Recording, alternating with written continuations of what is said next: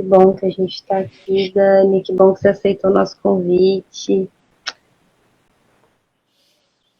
Muito bom. Ah, eu fico sempre bem contente de manter a conexão com as mulheres que um dia eu conheci pessoalmente, principalmente, não que as conexões que eu fiz com mulheres à distância, que também são muito potentes, mas a gente já estava junto um dia, né? E hoje a gente constrói já de longe.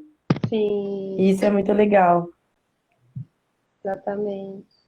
E num lugar tão simbólico, né? Eu acho que a Casa Ângela, né? Que, enfim. Bom, vamos lá, né? Eu vou fazer uma introdução aqui, dar um aviso que, bom, essa live é uma parte, né, das jornadas de discussões que a gente está fazendo sobre acesso a direitos sexuais, acesso à contracepção, né, na discussão dos direitos sexuais reprodutivos. E a gente tem vindo conversando com diversas pessoas e na live da semana passada, a nossa convidada Nayara, que é uma agente social que trabalha há 3 anos no consultório de rua, que ia falar um pouco sobre a questão das mulheres em situação de rua, não conseguiu se conectar na internet e a gente vai fazer dia 22. Então, quem está interessado nesse tema, e mesmo quem não está, está convidada, porque vai ser super interessante ouvir a Nayara, né? Esse assunto em relação às mulheres em situação de rua. Vai ser dia 22, às 8h30 da noite. Bom, o que a gente está fazendo aqui nessa noite de quinta-feira? O coletivo feminista ele tem se dedicado a produzir reflexões e ferramentas educativas de apoio para as questões de saúde sexual e reprodutiva, em oficinas, rodas e grupos que possam ser multiplicados em outros contextos de educação.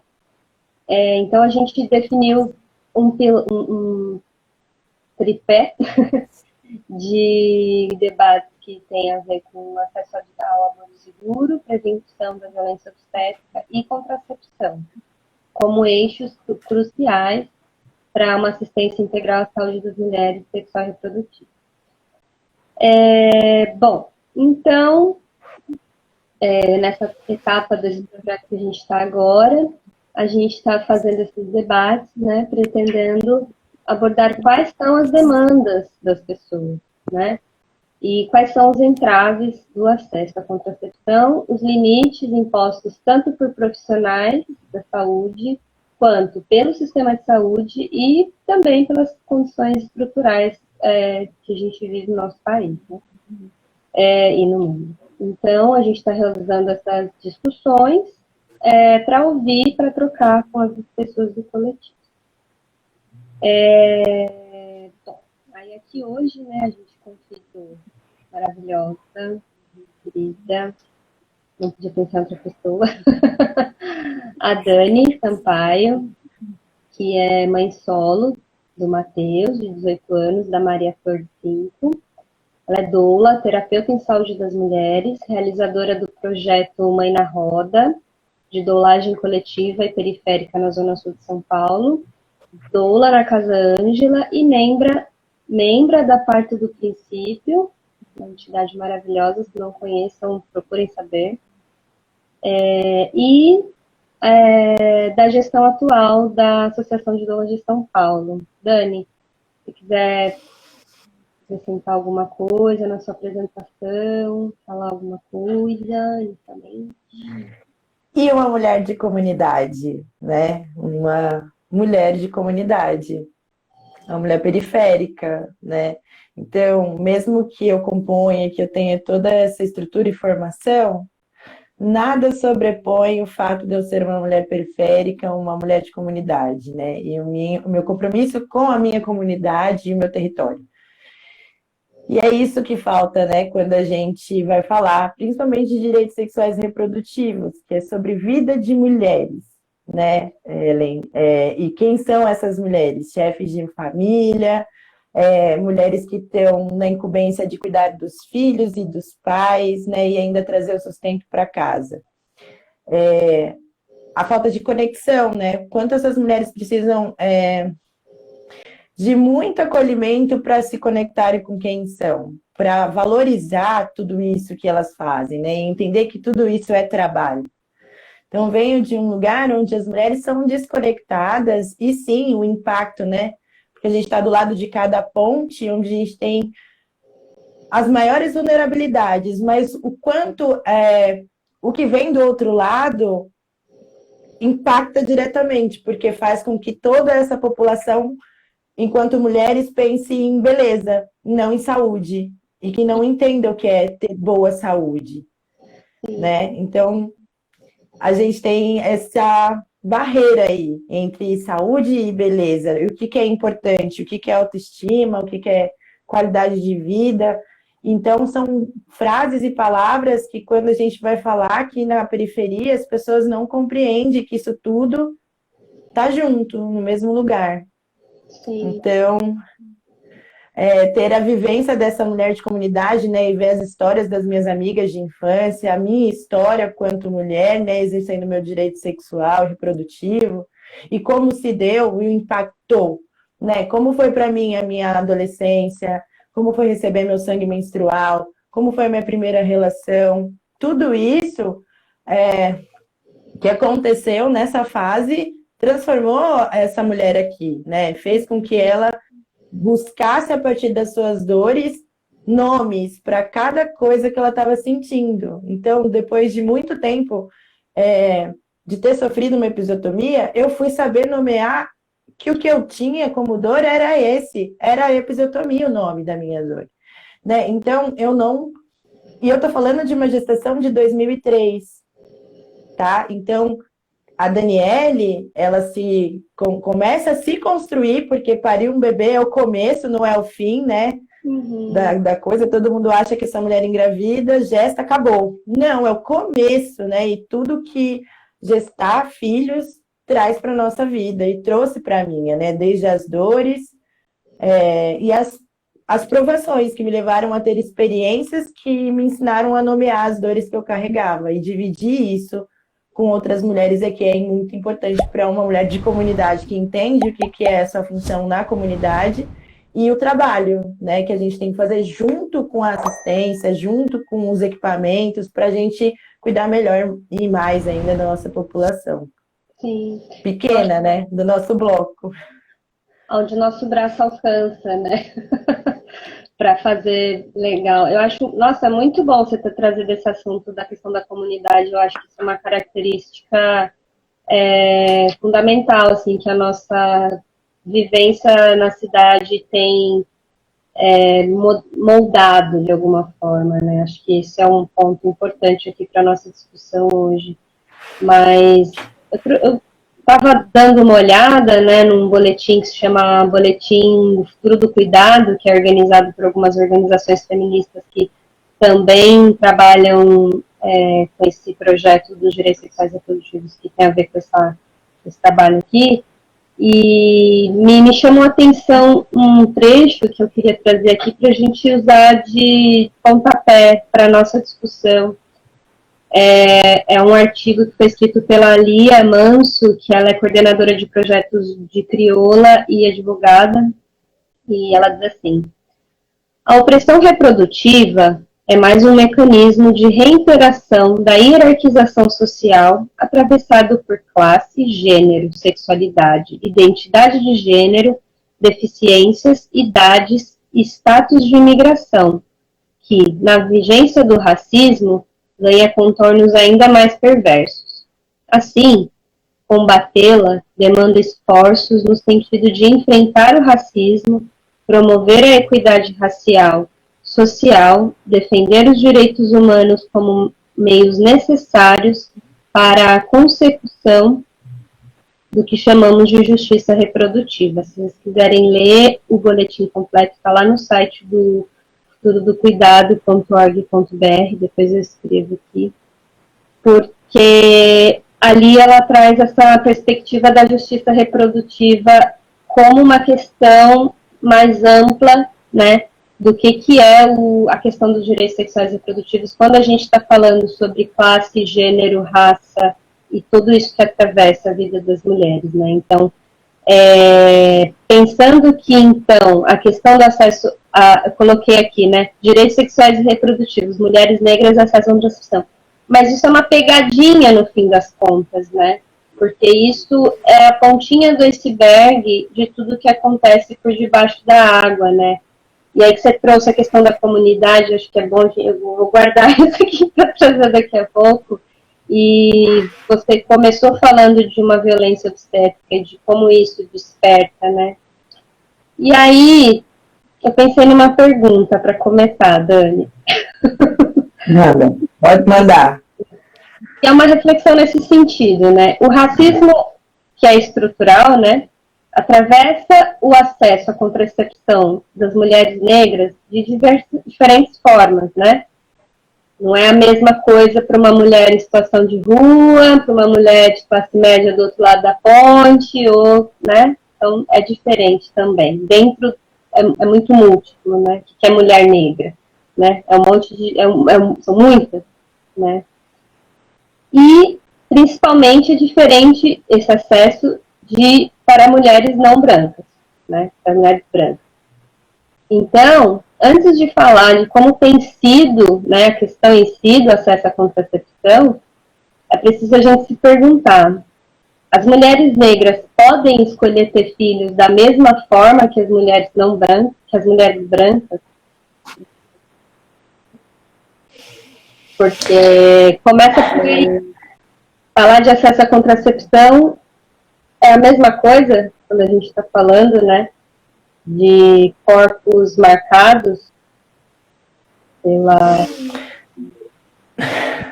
Não, até porque a grande maioria de mães solo são mulheres negras, né? E aí a gente tem aquela máxima que a gente sempre ouve, que existem mulheres para casar e mulheres que não servem para casar, né? Que cor é a cor das mulheres que não servem para casar, para esse homem acompanhar, né? Para ele querer construir uma família. Então, elas já são preteridas, né? As mulheres pretas. É muito mais fácil você ver. O maior número de mulheres de mães solos são mulheres negras ou de outras etnias que a gente vê, porque os homens ainda são movidos ao padrão. E enquanto mais se reforça esse padrão, né? E aí esse padrão se amplia, né? O novo, né? As mulheres mais jovens, né? Então, hoje é muito fácil a gente ver homens de 50 com mulheres de 50, 40, 30, 20, 19, 15, né? E as pessoas naturalizarem isso. Então, não, as mulheres não podem.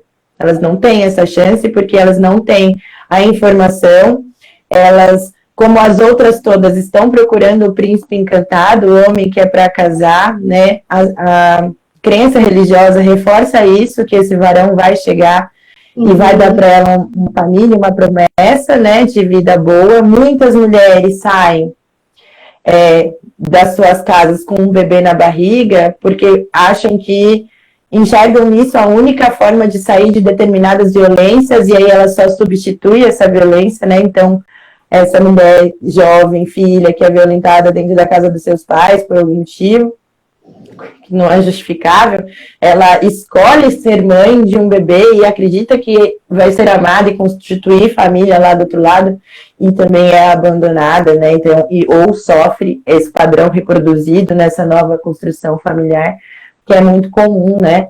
E se a gente vai ouvir isso em pré-natal, é aí que a gente vê mesmo, né? Quem é essa mulher, o que ela está vivendo e da onde que ela vem, né? Quem são seus pais? Como era lá? E a gente vê esse padrão reproduzindo sempre. E também, né, esse lugar que as mulheres muito jovens hipersexualizadas, sabe? A hipersexualização da mulher e a hipersexualização da mulher preta, né? Desse lugar, desse corpo, né? Esse corpo maravilhoso que não tem direito nenhum, que não tem informação nenhuma e que é ludibriado, iludido, né? E tem outras palavras que às vezes eu esqueço. E E desse lugar que eu queria falar, no jornal 32XP de 2018, a gente teve nesse bloco aqui o aumento de 300% de gravidez na adolescência. Por que eu estou trazendo a gestação, né? Uhum. E com faixa etária de garotas de 14 a 16 anos. Veja, 14 a 16 anos. Será mesmo que todas esses 300% no aumento foi consentido? Sabe? E aí, é sobre isso. Né? E aí eu vou trazer o violador aqui. Né? Porque a gente pode daqui na China e na China voltar, a gente não esbarrar em ninguém mexer com a gente continua sem ter filho. Né? Então, é muito mais embaixo. Enquanto a gente está falando de poder escolher ser mãe, tem garotas que não estão fazendo essa pergunta. Se ela quer fazer sexo, você aceita ter uma relação sexual? Você sabe o que é uma relação sexual? Você sabe os cuidados que você tem que ter para ter o seu direito de ter sua relação sexual? E isso não é.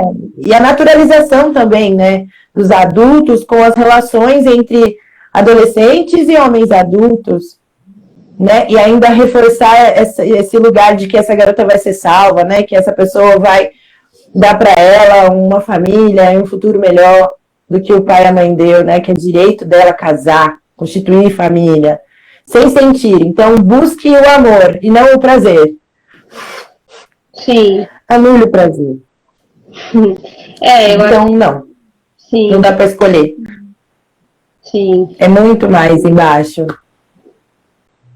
Ou ainda aquela ideia de que famílias numerosas, quais são as famílias numerosas que são bem-vindas, ou qual é o limite, né, de filhos permitidos pela porcentagem de melanina que a pessoa tem, porque é isso, né?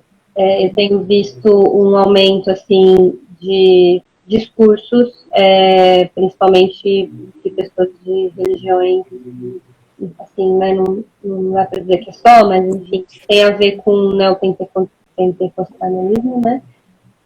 Que tem essa questão de quantos filhos tiver, ok. Deus mandar.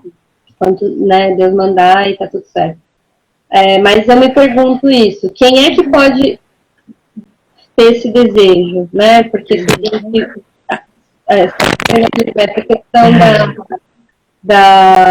que é uma discussão muito interessante que atravessa muito a questão racial, que é das pessoas em situação de rua, né? E sabe que no Brasil 67% da população que vive na rua, né, é negra.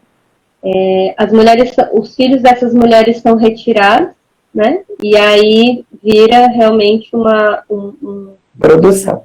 Ela vai ter outro filho para ter o filho e esse filho é roubado e isso segue, né? Então é nesse sentido essa pergunta, né? Quem está autorizado a se reproduzir no país e de que forma, né? Então você traz essa questão da gravidez na adolescência, que é um assunto super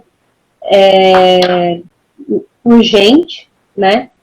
E ao mesmo tempo é isso, né? Aquele documentário Meninas que tem no YouTube é super interessante, porque a menina de 13 anos fala, mas eu vou ter reconhecimento na minha comunidade sendo mãe. Ela não tem mais nada, né? Então, quem que pode ser mãe com 13 anos e que vai ficar tudo bem, e quem que é mãe com 13 anos e não pode, porque na verdade tem que estudar para fazer faculdade, né? Então, antes de falar de contracepção, a gente ainda está falando desse corpo que é permitido ou não se reproduzir para quê, né? Então, muito recente mesmo, tá? Numa ocupação que a gente faz no trabalho, eu encontrei uma mulher de 26 anos no 9º filho. Uma mulher negra que mal levanta a cabeça, que boa parte da adolescência e fase adulta dela, ela gestou e amamentou, né? E que não sabe ler e escrever, não é alfabetizada. E que tá lá o descaso, né? Porque ela não consegue ter filhos ainda para um marido. É uma forma de controle, sim, dessa mulher, né? De mantê-la ali sempre, nesse cárcere materno, né? Porque não dá para sair com um bebê de novo. Então, essa mulher sempre engravida, amamentando, né? E desse lugar que amamentar não engravida, e é desse lugar de resguardos quebrados, que essa mulher não tem nem o direito, né? De viver o puerpério dela e com cuidado, já está na precariedade, na vulnerabilidade extrema, sem água encanada, sem uma casa de alvenaria e que ainda tem esse corpo invadido, né, sem consentimento no seu puerpério e aí fica grávida novamente, né? E ao mesmo tempo a gente também tem a realidade de mulheres dizendo que estão no 7º, no 8º filho e que recebem quantas vezes Deus mandar, e que isso é muito bonito, porque inclusive todos os filhos são do mesmo homem, né? E o reforço, né, de novo, daquela mulher que por algum motivo ela achou que amou 2 vezes, né? Ou realmente amou e não foi amada. E foi abandonada de novo, e aí ela tem um filho de outra pessoa que ela entregou seu coração, e aí, de alguma forma essa pessoa se relacionou, né? E tudo isso ser descartável, não, porque não é bonito, né? Não, porque não tem beleza. E essa mulher não tem direito, né? E ela virar o alvo de todos os palpites, pitacos, agressões, violências, né? Vindo de mulheres. Né, e o reforço, que o lugar onde a gente ocupa não pode discursar para todos, a não ser que o que estamos dizendo seja bom para todos, né? Então, que ainda assim a gente tem mulheres que não sabem se colocar no seu próprio lugar e ter um mínimo de empatia com a vida de outra mulher, sabendo a sociedade que a gente vive, um número enorme de mulheres que são mortas e um número enorme de mulheres que são estupradas todos os dias e que sofrem violência doméstica. Então, além de sempre chamar a atenção, né, e apontar o violador, eu vou sempre também falar sobre cúmplices, né? Quando nós somos cúmplices do violador, né? Porque tudo isso é estrutural, vem de cima, sim, né? Quando a gente não pode trabalhar o direito sexual e reprodutivo nas escolas com informação de qualidade, né? Porque uma crença religiosa vem de encontro a nós, dizendo que nós somos o quê? Queremos destruir as famílias, e pelo contrário, né? A gente quer levar qualidade de vida para a vida de todas as mulheres e suas famílias, porque a gente sabe também que há um enorme número de chefes de família, né, de famílias chefiadas por mulheres, né, e o quanto elas se encontram e constroem suas próprias redes de apoio dentro de suas comunidades. Então, sim, também de novo, viu? O que para uma vale, para outra não vale. Então, contei aqui 2 histórias muito reais e muito recentes mesmo, né? E o quanto falta mesmo, até além do acesso e da informação, a empatia também, né? O quanto essa mulher não tem um olhar de merecimento e cuidado. Que parece que tudo aquilo, né? Que tudo aquilo que ela carrega, aquela expressão, porque a gente vê a dor, né? No corpo da mulher. Quando uma mulher olha para outra e diz, olha, você viu fulana tá acabada, esse tá acabada é emocional, esse tá acabado é adoecimento, né? E a gente não ter coragem de se colocar no lugar dessa pessoa e falar assim, poxa vida, faltou um acolhimento ali, eu não dei, mas espero que alguém dê e que a gente possa desenvolver na gente também para poder ocupar esse lugar, né? Quando a gente olhar para uma mulher e não dizer que ela está acabada e tentar entender por quê. Sim. Que é muito disso, né? De passar na rua e virar a cara para a mulher com as crianças lá, mas não quer apoiar a luta quando a gente está aqui defendendo coisas que é para todas as mulheres. Mas vira a cara.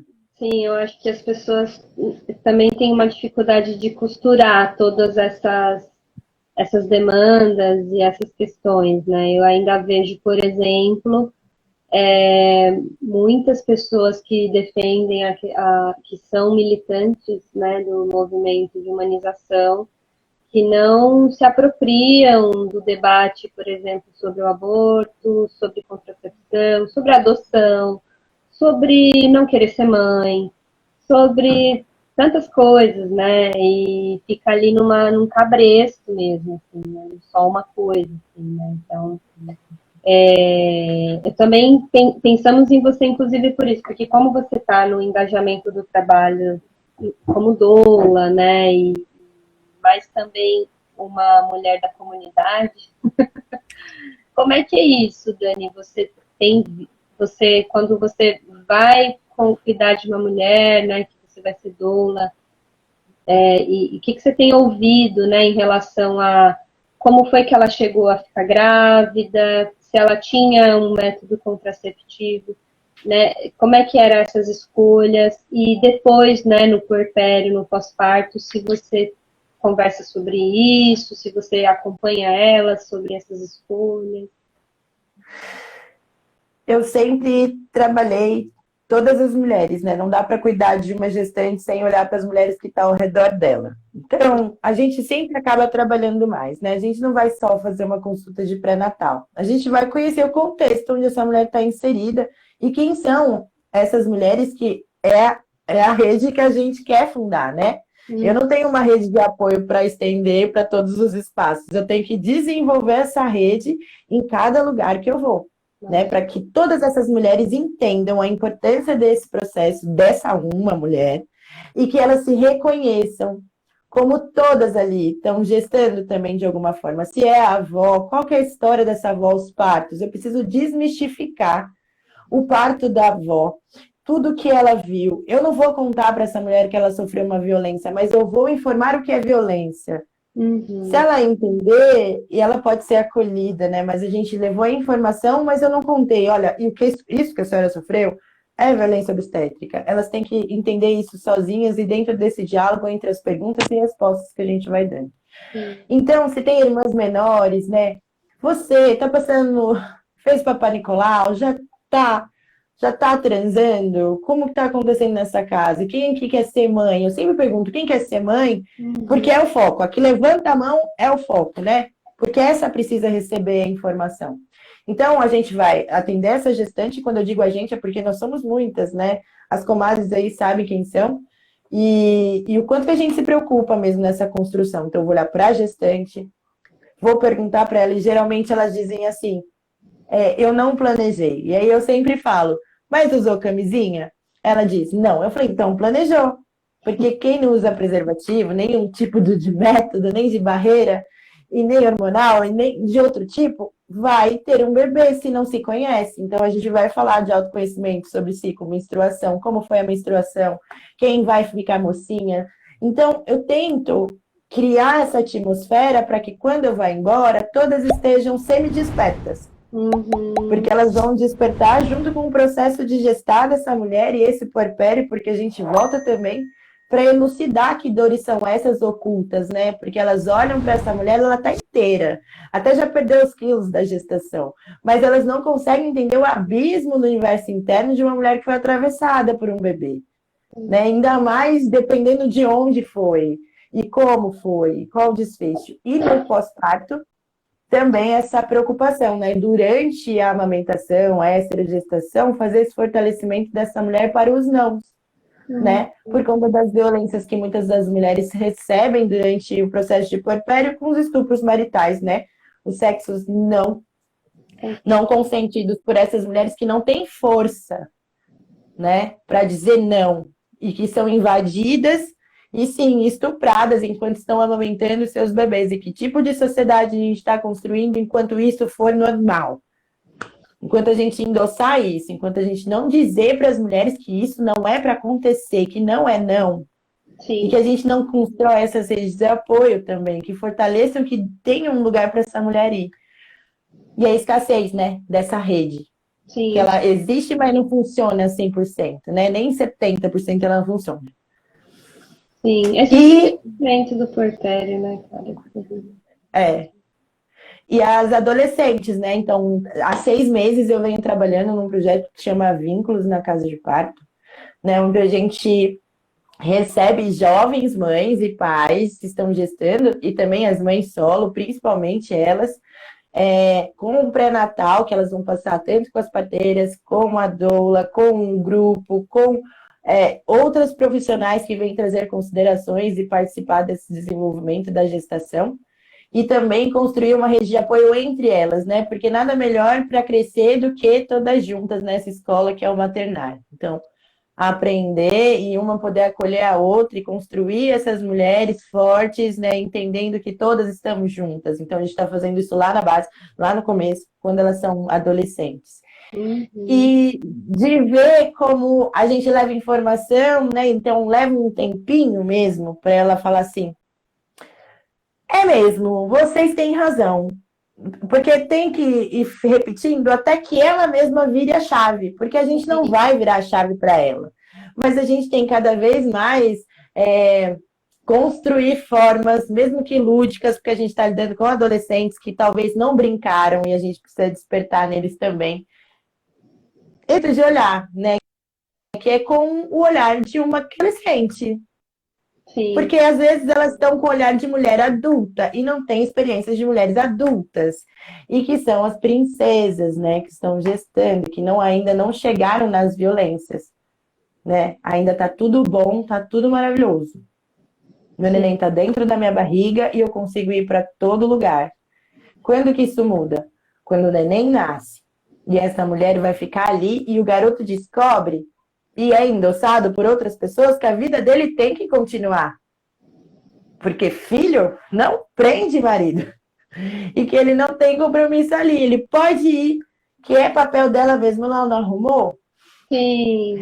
Aqui na Bahia tem um dito que é quem pariu Mateus que o carregue, né? Meu Deus, olha, tenho tatuado no pulso esse nome. Eu fui violentada há 18 anos, 16 anos mais ou menos, quando eu descobri o ditado verdadeiro.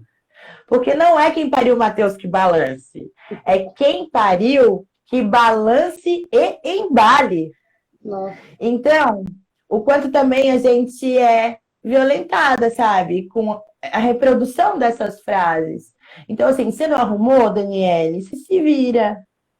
Né? Ou quando eu fui correr atrás do estudo, atrás do trabalho, atrás de me curar do que eu tinha vivido, através da minha experiência de maternidade, a culpa.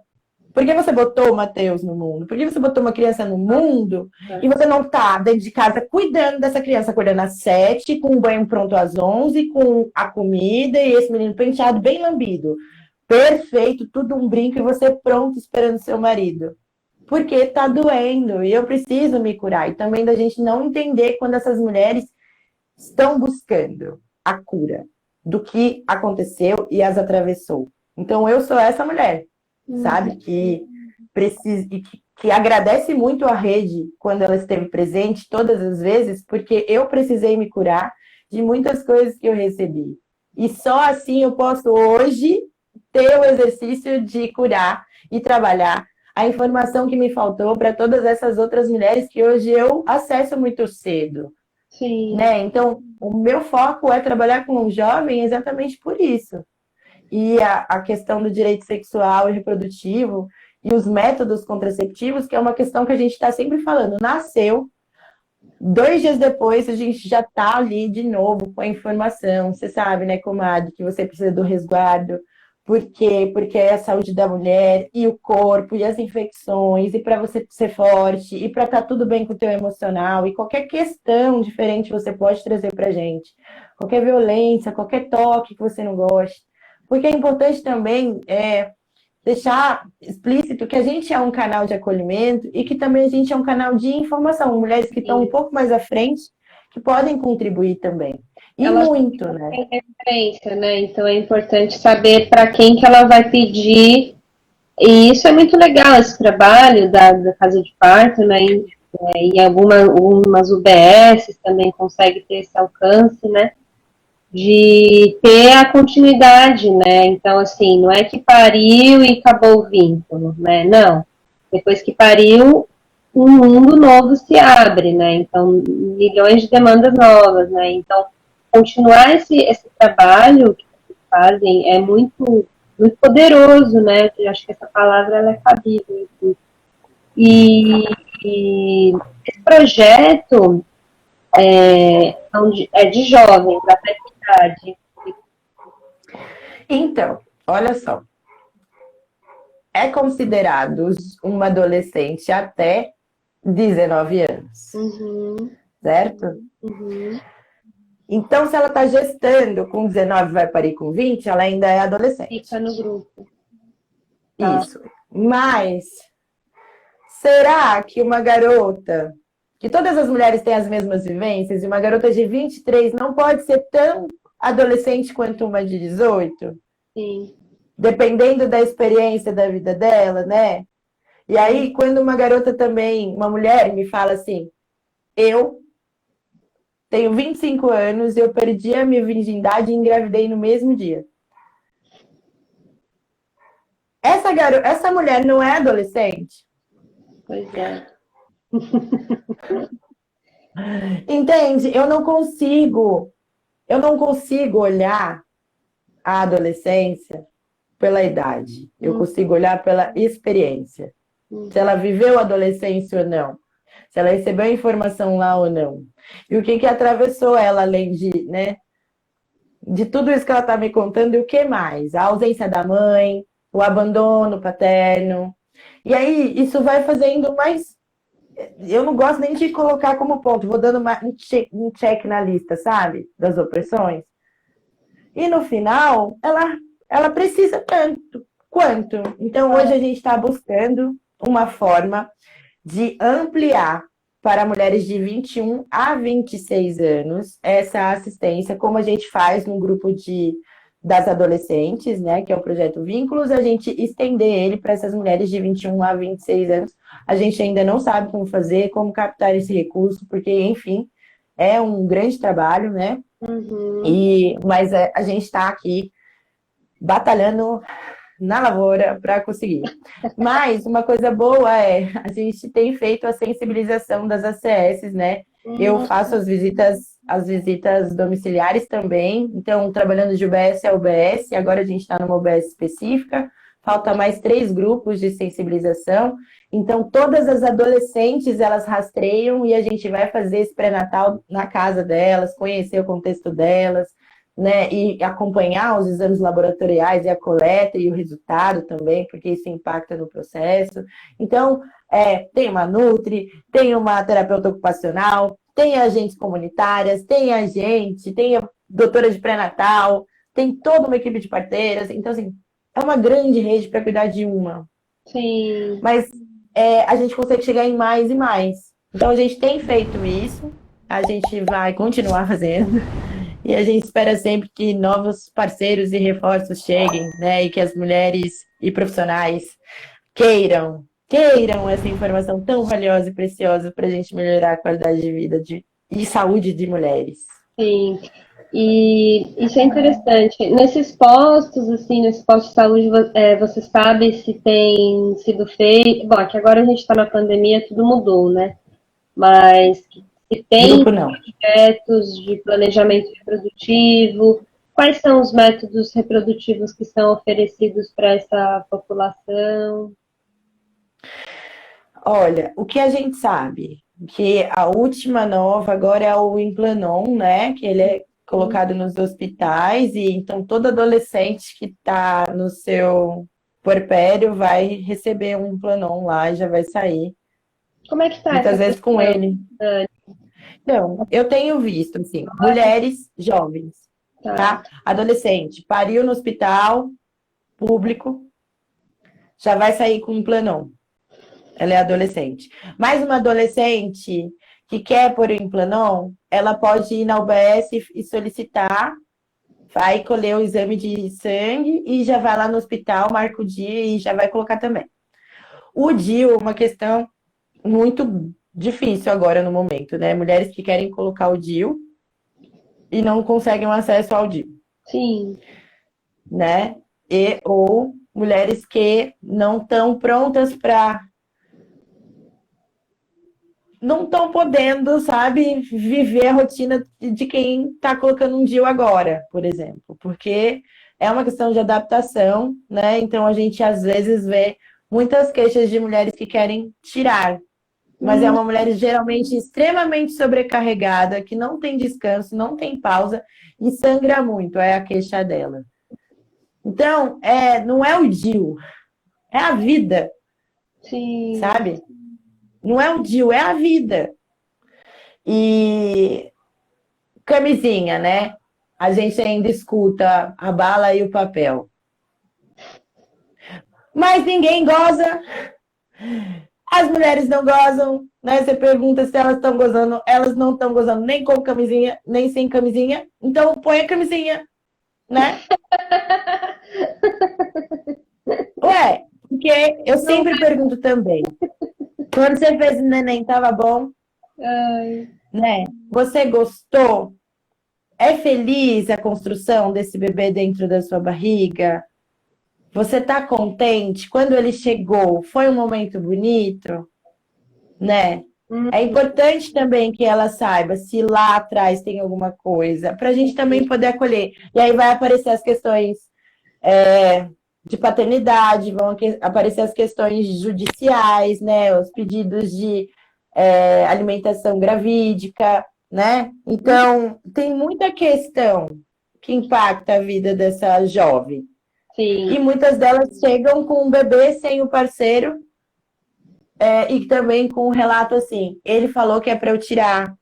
Sim. Ou ele me deu essa caixa aqui e falou que eu me virasse. Ou ele falou que não é dele. Sim. E a maioria dessas adolescentes, então, que você tem acompanhado, você acredita que elas não usam nenhum método contraceptivo? O coito interrompido é o número 1, né? Sim.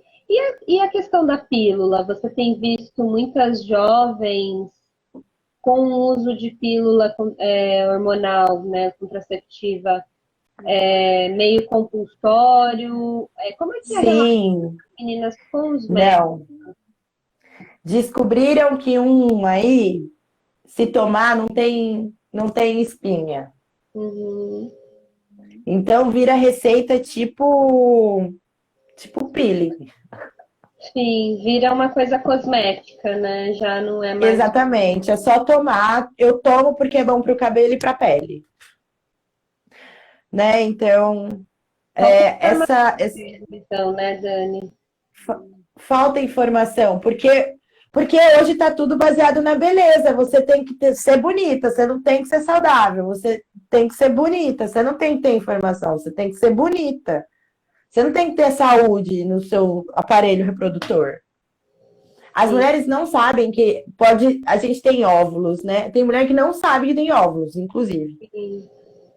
E tem mulheres que não sabem que elas têm direito a ter um bebê ou um sonho, né? Um projeto, enfim. E aí toma pílula para não ter espinha. Então, a gente precisa falar mais e mais. E é de verdade. É mais e mais e mais. Em todo lugar. E colar lambe-lambe, sabe? E pichar muro. Sim. E outdoor. E projetar na Paulista. Para passar nos noticiários. É uma disputa, né? Porque, por outro lado, a gente tem, por exemplo, o PL, que você trouxe a questão do Implanon, eu acho super sério o que está acontecendo, né? Porque há uma tentativa, né, de colocar implante em populações específicas e que retrata. Não, e que retrata uma questão de racismo estrutural direcionado, né? Obrigatoriedade, esse projeto de lei quer colocar Implanon na população carcerária, na população que vive na rua, população de rua. Então, assim, quem são essas mulheres? Né? Que cor elas têm? Então, eu acho interessante que esse debate não está sendo levantado, né? Então, aliás, está sendo levantado, né, pelos movimentos de mulheres. E, ao mesmo tempo, a gente tem tentativas de avanço de escola sem partido e projetos do tipo eu escolhi esperar e o resultado é o quê? Né? Um monte de gente que você está falando da sua prática diária de trabalho, que é um monte de gente sem informação pensando em um objetivo ilusório de valorização da própria vida através do relacionamento, né?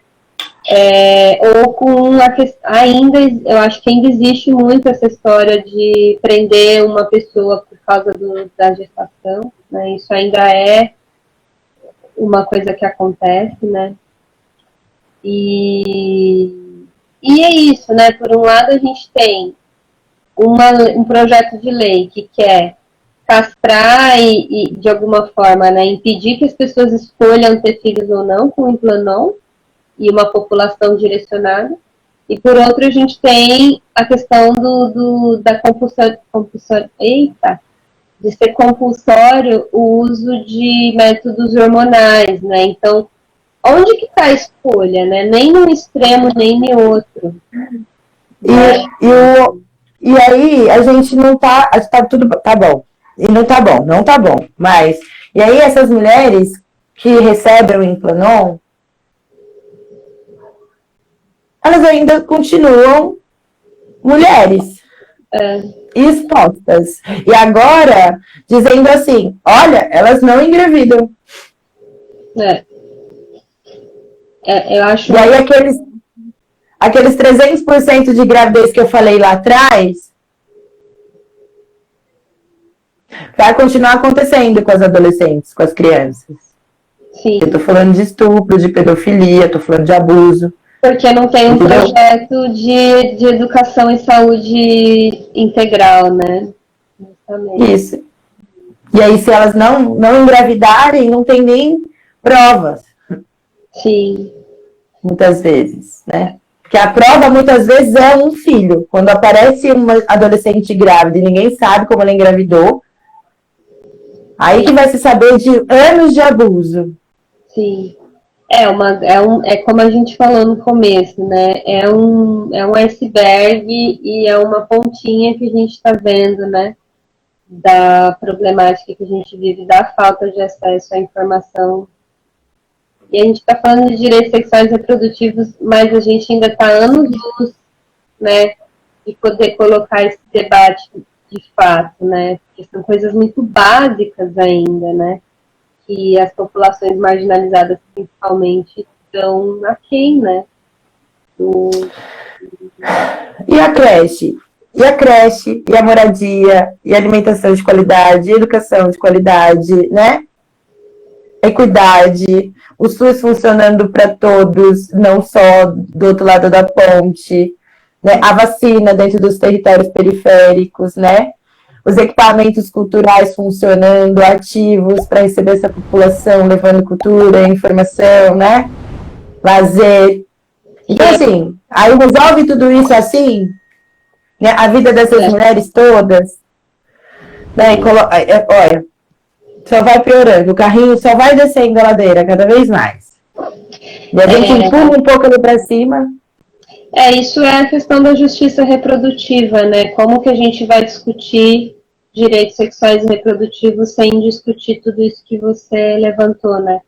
Sem o equipamento de educação e saúde, de educação e cultura, sem, né, equipamento de saúde que funciona, que tem uma impressora para imprimir o negócio, que tem um médico, uma médica, que tem ambulância, e por aí vai, né? É bem complexo. Mas acho que o intuito dessa conversa... Ai, que bom, Laura, que você gostou. Obrigada. Não é deixar a gente desanimada. A gente está colhendo os problemas, a gente precisa olhar para eles, né, para dimensionar, tá, então por onde que a gente vai começar, né? Realmente sempre começa pelo pequenininho, né, pela conversa na comunidade, onde a gente está, né, o trabalho local, para ter algum impacto também na cidade ou no território, né. Mas eu acho isso muito lindo que você traz a comunidade, Dani, porque as formas de vida nas comunidades que ainda estão cuidadas, né, que não estão ainda não estão naquela coisa individualista, né, familhinha, nuclear, cada um mas que tenham cuidado, né? O menino está na rua, mas todo mundo está olhando, precisa, sei lá, acabou a comida, o sal e vai lá e pega da vizinha. Isso ainda é uma realidade que é o cerne da comunidade, que todo mundo se cuidar, né? Então, acho que isso é muito legal de você trazer aqui hoje, porque relações de confiança que são comunitárias, elas são possíveis de propagar, né, essas informações. Então, que lindo esse trabalho de você cuidar de uma mulher, mas do todo guarda-chuvinho que tá. Porque senão não faz sentido. Porque se eu dou informação para ela e deixo ela ir para casa sozinha com a informação, a ignorância engole ela e ela fica apagada no cantinho, com o universo dela recheado de um sonho que pode ser bom porque ela tem informação, né? Pode fazer boas escolhas. E essas mulheres precisam aprender com essa única chance que eu tenho de ensinar, que é a partir dessa mulher gestante, impactar todas as mulheres que estão ao redor. Então, eu super agradeço e sempre ressalto que se a nossa sociedade fosse construída com um olhar voltado para as mulheres mães, todos os aspectos necessários para boa saúde e vida seriam completos, né? Bem aplicados. E assim, suas filhas e todos os seus descendentes. E aí, pensando que a gente precisa criar também esses filhos abandonados, esses homens que estão nascendo dessas mulheres, para que a gente não reproduza essas violências que nos submetem às nossas filhas, netas e bisnetas. A gente tem uma sociedade para cuidar mesmo. Sim. Muito obrigada, Ellen. Sempre muito bom. Obrigada, vamos continuar nesses papos. Acho que essa troca é super importante, aproveitar que a gente está ainda na pandemia e que os lugares de conversa têm sido virtuais. A gente não aguenta mais tela, mas, por um lado, favorece, Tá bom. Que se encontrem. E muito grata. E quiser falar alguma coisa para encerrar. Só agradecer, dizer que a Mãe na Roda de Dolagem Coletiva e Periférica, que acontece aqui no território da Zona Sul de São Paulo, que atua chegando nos lugares onde a humanização não lembra de colocar em pauta, né? Então, a gente tem uma coletiva de mulheres aqui que trabalha com essa informação e levando uma cartilha de um parto respeitoso para todas, né? Com informação de qualidade até a esterogestação, fortalecimento de vínculo, e levando a importância da amamentação. Então, que a gente possa também se colocar nesse lugar de reproduzir boas informações e acolher pessoas que estão distantes delas, né? E a oportunidade sempre de falar que o movimento de mulheres é importante, sim, e que as lutas são árduas, mas que a gente é forte e vai se fortalecendo cada vez mais. E é muito bom, mesmo você estando aí na Bahia, um lugar onde eu não alcanço, a gente consegue se conectar e co-criar juntas. Isso que é o mais importante e interessante. Então, mulheres, é possível, viu? Construir a distância. Não, e aí, assim, eu não sei se você está sabendo, mas eu estou conversando com uma doula do Doulas na Roda para a gente aprender mais com vocês para fazer uma coisa aqui parecida. Vambora! Vambora que a gente... E a Mãe na Roda, ela também trabalha com consultoria para mulheres. A gente também fortalece outras mulheres que querem começar esse movimento, porque é importante, e a gente também compartilha o modelo e a importância. E por que a gente faz isso aqui, né? Eu tenho muito orgulho de trabalhar com isso, e eu também tenho muito orgulho de poder compartilhar para que tenham outras iniciativas. E eu quero a Mãe na Roda em todo o Brasil, que seja filhos físicos ou parceiras. Então, a gente vai junto. Em breve, a gente tem uma cartilha para compartilhar. E a gente quer construir mais também. Então, se as pessoas querem doar, se as pessoas querem participar, se elas querem contribuir, se elas querem doar seus saberes para construir informação para as outras mulheres, é só procurar @Mãe na Roda vai em todo lugar, ou me acha aqui, me segue, Dani Sampaio. E nós estamos juntas. Sigam a Dani e acompanhem o trabalho maravilhoso. Então tá, meu bem. Isso, uma vida maluca. Muito obrigada, Ellen. Um abração. Grande. Valeu por todo mundo que estava aí assistindo. E é isso aí, gente. Beijo. Beijo, muito obrigada.